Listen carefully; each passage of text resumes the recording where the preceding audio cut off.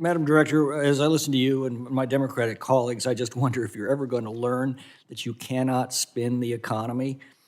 Everybody knows in their own lives how they're doing, and if you try to spin them, you just end up looking foolish and out of touch. The fact is, the day that Donald Trump left office, gasoline cost $2.39 a gallon. Inflation was 1.4%. A 30-year mortgage cost 1.9%. The jobs you boast of bringing back are largely part-time jobs that are being taken largely by foreign immigrants and not Americans. By flooding the market with cheap, illegal labor, you're killing the wages of American working families. 18% inflation since you took office. That means a retirement fund on Inauguration Day of $100,000 now only buys $82,000 of goods. That's the price of all of the free money that you handed out. You've deliberately allowed more than 6 million illegal aliens into the country in the last 3 years. That's a population larger than the entire state of Missouri, which is sapping billions of dollars from public schools, public hospitals, public housing, law enforcement, homeless shelters, food banks. It's driving up housing prices, and it's suppressing working families' wages. And the one thing I do agree with the ranking member on is the most important question that Americans are going to be asking of themselves is simply this: are you better off today than you were 4 years ago? So please don't sit here and try and gaslight us. You're not fooling anybody except yourself. Now, you produced a budget with nearly $5 trillion in new tax increases over the next 10 years. Now, you divide that by the number of households in America, that's roughly $40,000 from the average earnings of every family in this country. Now, I know you'll say, well, those are, don't worry, those are mainly corporate taxes that we paid for by wealthy corporations. Families don't need to be concerned.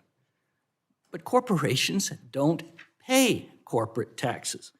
There are only 3 possible ways that a corporate tax can be paid. It's paid by employees through lower wages, it's paid by consumers through higher prices, and it's paid by investors through lower earnings. That's your 401k. I don't know of any other way a corporate tax can be paid. Do you? Mr. McClintock, corporations could stop doing as many stock buybacks and not pay their people less and not pass on costs to the American people. But that's not true. That comes directly out of their earnings that they use to pay their employees, the earnings that they use to keep prices down in a competitive market, and the earnings that they pay to investors, which are people's retirement funds. You know, you've already required taxpayers to pay off $132 billion in loans taken out by college students. How much more are you proposing in this budget? Mr. McClintock, I'm sorry, I'm having a hard time hearing you. What was the question? You've now required taxpayers to pay off $132 billion in loans from college students. How much more are you proposing? Mr. McClintock, the president has been unapologetic in saying that we need to do whatever we can to reduce the burden that student loans have had for students That's who clear, have but I think he should be very apologetic in this respect. You take 2 young people. One takes out a loan to get a degree in, say, ethnic and gender studies. That gets them a DEI position at, say, the University of Michigan. Average pay there is $96,000 for such a staff position. The other young person takes out a $100,000 loan to buy a truck.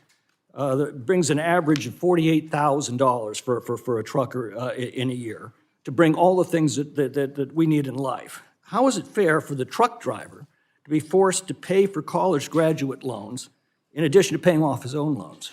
Mr. McClintock, there are also truck drivers who have taken on student loan debt, hoping for a brighter future, and have not gotten the jobs that they've been promised by some institutions. Are you proposing the college student making $96,000 should help pay off the trucker's truck loan? I think you're using one example. There are many truckers who have student loans who have benefited from this president's policy. Here's the fine point of the matter. In a free society, every consumer votes every day with every dollar he spends on what the economy will produce. When government takes that dollar from him, it reduces by just so much not only the choices he can make for his own family, it reduces by just so much the incentive he has to produce goods and services for others. That's why socialism produces misery and poverty wherever it's imposed on a society. Now, you've just proposed the highest peacetime government spending ever. That takes away the choice of individual consumers to meet their own needs and with their own earnings, and it destroys the incentives of individual producers to meet consumer needs. That in turn destroys the prosperity that we once took for granted. Nothing good will come of this.